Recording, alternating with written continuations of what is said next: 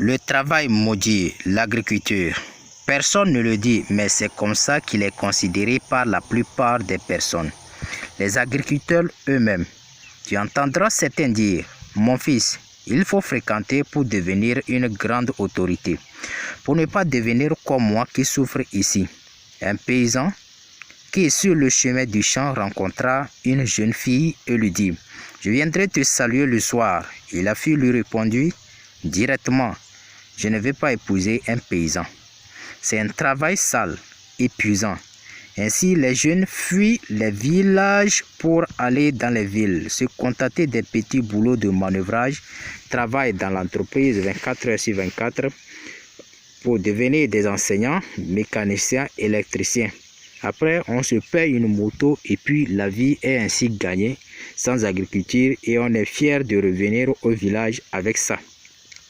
Le cultivateur, matin, midi, soir, toujours dans de sales habits, il va au champ, en plein soleil, dans la pluie. Il travaille toujours dur, puis à la fin de l'année, il gagne toujours le minuscule qu'il vend.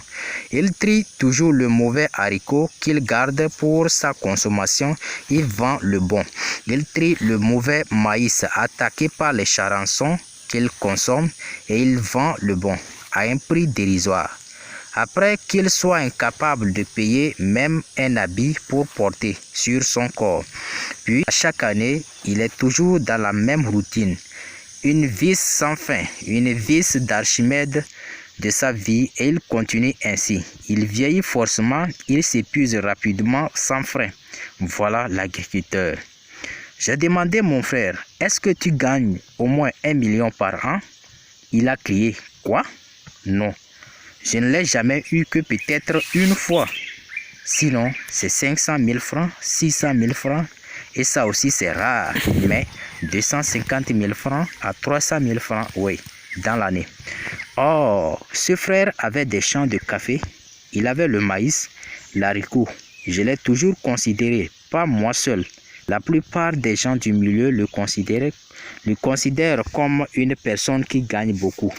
Et en ce moment où je vous parle, il a quand même fait une construction qui s'élève à 2 millions, voire 2 500 000 francs, après avoir accumulé son argent pendant environ 10 ans. Il parlait d'un soldat et je lui disais qu'il avait un salaire de 80 000. Il cria, c'est bon, c'est mieux que l'agriculture. Mon second frère me demanda, tu ne vas pas aller en armée? Je lui dis non. Je ne vais pas. Si je dois aller en armée, je préfère passer le concours des officiers comme un jeune de notre village. Il a un salaire de 500 000 francs environ par mois. Et je lui dis, il y a un agriculteur qui puisse gagner plus de 500 000 francs par mois en moyenne. Il s'écria, impossible, jamais.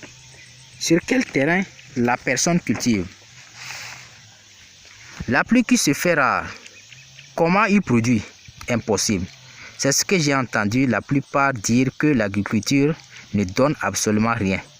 Et ceux qui sont dans le domaine, ça se fait voir par leur état. Ce n'est pas toi, paysan, qui fixe le prix de vente de tes produits agricoles. Va, amène au marché 10 bols de maïs. Tu vendras à 700 francs le bol. Pars et retourne au marché au même endroit que tu avais vendu ton maïs pour réacheter. On te vendra ton maïs à 900 francs avec un bol plus petit que ce que on avait utilisé pour mesurer ton maïs. Une fois le prix des produits était monté, le gouvernement vient fixer un prix sur le maïs et tout paysan qui veut vendre au-delà de ce prix, juste avec un numéro vert, on va l'arrêter et l'arracher son stock de maïs. Je n'ai jamais su que ça s'est réalisé, mais si c'est vrai, c'est que le paysan est au bas de l'échelle. C'est pourquoi le monde fuit ce travail. Comment Dieu trouve l'agriculture? Une fois, j'ai entendu un merveilleux prêche. C'était une histoire qui s'est produite depuis les cieux et la terre. L'ange Gabriel, un jour, il constata des tas de bénédictions, des unes petites, d'autres grandes, et il y avait une bénédiction très immense qui retenait son attention.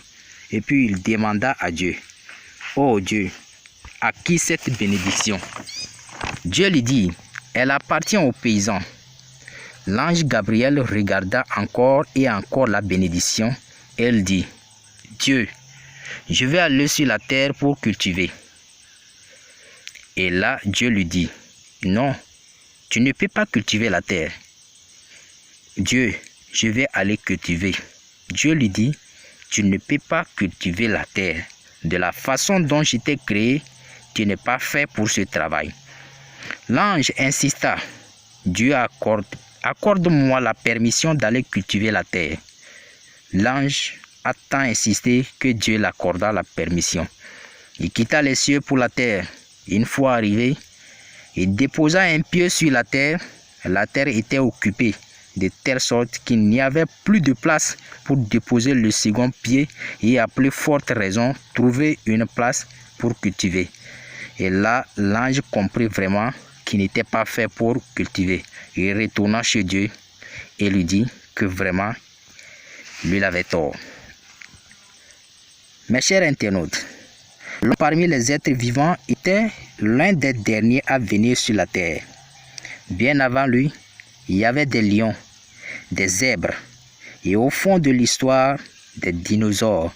Et avant tout ça, il y avait les arbres, les fruits, les végétaux, que personne ne se vantera le mérite d'avoir créé. Tout, hormis Dieu. Dieu a créé les arbres. Il les a fait germer. Donc il était le premier paysan.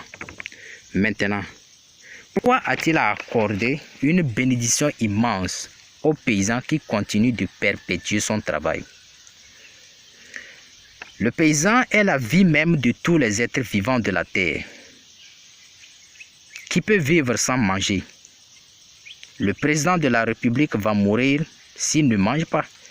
Le général de l'armée mourra s'il ne trouve pas à manger. Bref, l'homme mourra s'il ne trouve pas à manger.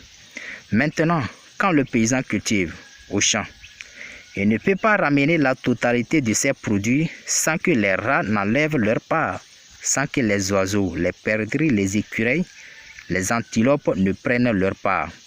Les animaux vont mourir de faim de toute cette chaîne d'êtres. Même si tu n'es pas d'accord, même si ça ne te plaît pas, ils vont prendre leur part. Les agoutis vont couper ton champ de riz. L'écureuil va arracher ton arachide. Le rat va déterrer ton maïs semé, puis il va s'en aller. Et là, tu auras une part de bénédiction. Qu'est-ce que la bénédiction? Cette bénédiction accordée aux paysans. Une personne te dit que Dieu te bénisse. Ça veut dire quoi? La plupart des gens diront, tu es béni, tu vas au paradis. Alors, la bénédiction est en quelque sorte des points pour aller au paradis. Je suis d'accord, mais est-ce que ça s'arrête là? Non. Quand on parle du paradis, on fait allusion à l'au-delà. Qu'en est-il de ce monde? Qu'en est-il de ce bas monde? La bénédiction ici, c'est d'avoir aussi les biens matériels comme immatériels. La santé, un époux ou une épouse, les enfants, la paix, la joie, l'argent. C'est la bénédiction que l'ange Gabriel avait vue et qu'il avait hypnotisé au paradis ne se limitait pas seulement au point pour aller au paradis. Quelle est alors la rétribution pour ce bas monde? Est-ce que vraiment l'agriculture est considérée comme un travail maudit ou bien c'est nous qui n'arrivons pas à retrouver cette bénédiction cachée dans le travail agricole? Vous avez quel âge maintenant? 15 ans, 20 ans, 30 ans ou 45 ans, je ne sais pas, mais sachez que je m'adresse à vous. Hier, l'agriculture a été un travail sans valeur, sans avantage, mais pas aujourd'hui. Un vieux m'a dit, sur le travail qu'il avait fait auparavant, il pouvait le faire aujourd'hui, il serait un multimillionnaire en agriculture. Une question a été demandée à Aliko Dangote, le plus riche d'Afrique. Si vous aviez 21 ans aujourd'hui, quels sont les 3 secteurs dans lesquels vous investirez? Il répondit, si j'avais 21 ans aujourd'hui, j'investirais dans 2 secteurs, la télécommunication et l'agriculture. La plupart des grandes personnalités investissent aujourd'hui dans le secteur agricole. Et nous pouvons citer quelques noms des personnes qui ont réussi en agriculture, comme l'ancien président Olusegun Obasanjo, Yemisi Eren-Loa du Nigeria, Aniaga la Kenyenne, Balamfo au Burkina et Diego Twaeroa au Centrafrique. Ce sont des millionnaires. Quand même, leur produit est tributaire des prix de vente qui leur ont été imposés. Mais cela ne leur a pas empêché d'atteindre le sommet. Mais les hommes et femmes précités ont un dénominateur commun. Et ce dénominateur, c'est la connaissance. Ils connaissent l'agriculture et ils ont cru et c'est pourquoi ils ont réussi. Vous ne pouvez pas sauter seulement en agriculture au hasard sans un minimum de connaissances agronomiques et réussir.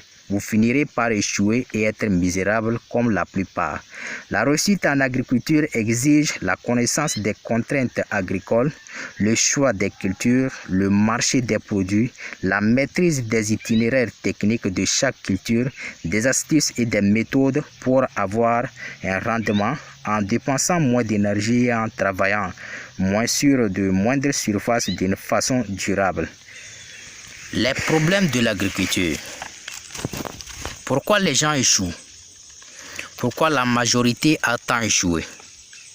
Les gens ont peur de ce domaine. Oui, prendre ça d'abord, ça ou coupe, aller défricher la bourse pour semer le maïs au début de la saison sans un plan. Juste trouver le terrain et paf, c'est parti. Ce n'est pas de ça qu'on parle. Non. On ne se jette pas en désordre.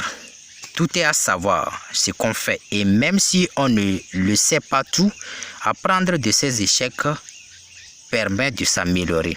Ce dont je parle ici, c'est une agriculture organisée.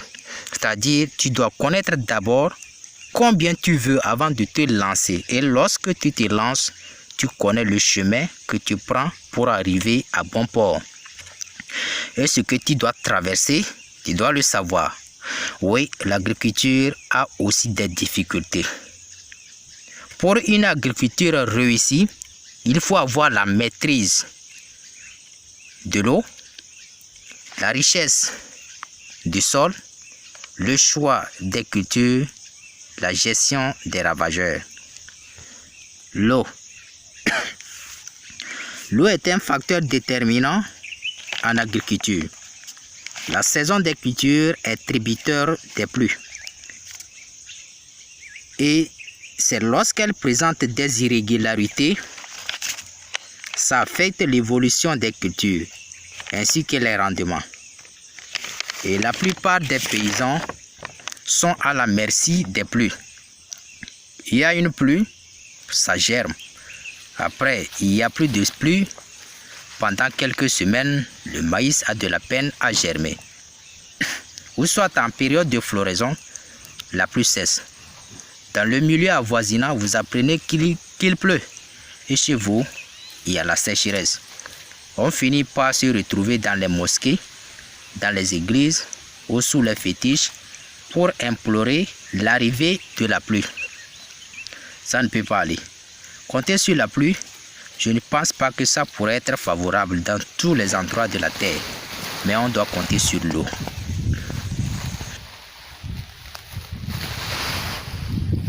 Il y a une différence ou pas entre la pluie et l'eau. La pluie tombe et on recueille l'eau dans la bassine. On a aussi l'eau au marigot, dans la rivière. On a aussi l'eau des puits ou du forage. Pour une agriculture réussie, il faut mettre en place donc un système capable d'assurer une permanence de l'eau dans ton champ.